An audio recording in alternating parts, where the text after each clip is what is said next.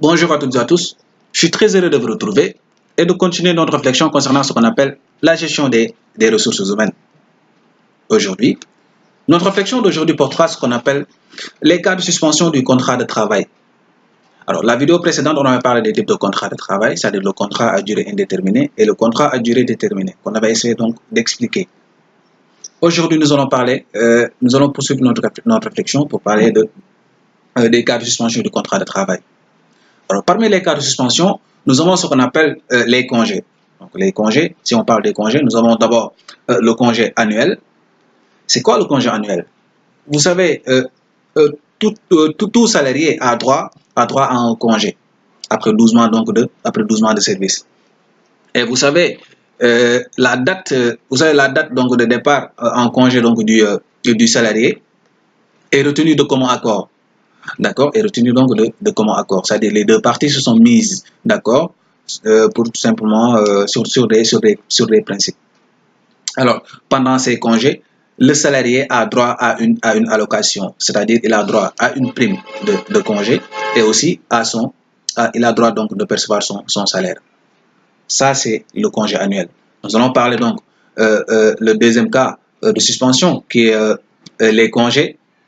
Donc les congés de maternité que l'on octroie donc aux femmes salariées et qui sont en état de grossesse. Vous savez, c'est l'article 143 du Code du travail sénégalais qui fixe ce qu'on appelle les congés de maternité. D'accord? Donc il correspond à la période donc pendant laquelle donc le contrat de travail de la femme salariée en état de grossesse est suspendu pour 14 semaines. Alors, ces 14 semaines-là sont réparties comme suit. C'est-à-dire 6 semaines avant accouchement, et 8 semaines après accouchement. Le tout, ça fera 14 semaines. Je répète, 6 semaines avant accouchement, 8 semaines après accouchement. D'accord? Toutefois, sur avis donc du médecin de la sécurité sociale, le congé de maternité est peut-être prolongé de 3 semaines. Donc, il faut que le médecin de la sécurité sociale prononce sur ce qu'on appelle le prolongement du congé de maternité, donc qui est de 3 semaines. Donc, pendant son congé de maternité, vous savez, la femme salariée est rémunérée pour l'équivalent donc de son salaire, d'accord, par la sécurité sociale, bien évidemment. Il est de comprendre cela. Il est évident donc de comprendre cela. Nous allons parler donc aussi le congé sans solde. Vous savez, c'est quoi le congé sans solde? Ça ressemble un peu avec ce qu'on appelle le congé sabbatique. Le congé sabbatique.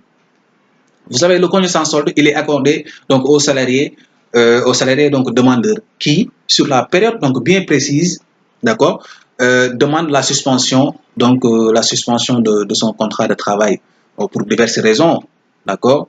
Et durant cette période, il est important donc de noter que le travail n'est pas du tout rémunéré. Donc ça, c'est le congé sans solde. D'accord. Donc nous avons parlé donc le congé annuel, nous avons parlé donc les congés de maternité, nous avons parlé donc des congés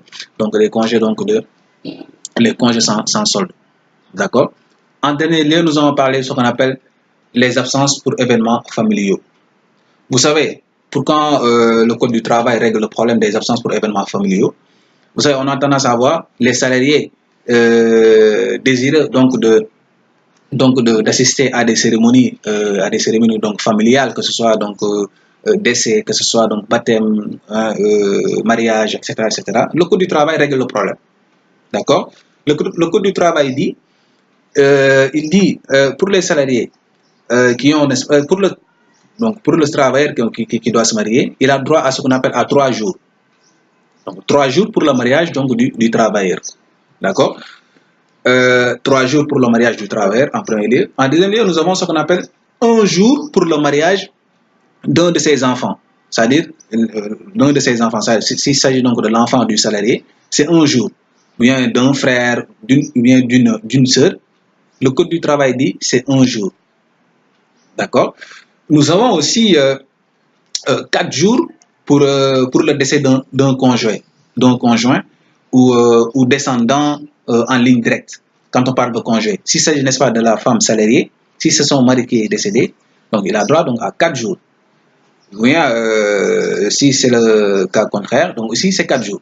Donc, ou bien il faut qu'il y ait ce qu'on appelle descendant en ligne directe, c'est-à-dire très proche donc du salarié. Donc 4 jours. Et vous savez, 2 jours pour le décès, donc 2 jours pour le décès d'un ascendant en ligne directe, d'accord, d'un frère ou bien d'une sœur, d'accord.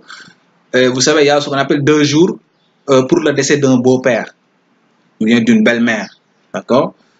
Et aussi 1 jour pour la naissance d'un enfant, 1 jour pour la naissance d'un enfant, 1 jour pour le baptême d'un enfant, 1 jour pour la naissance d'un enfant, 1 jour pour le baptême d'un enfant, d'accord. Et aussi 1 jour pour une première communion, 1 jour pour une première communion.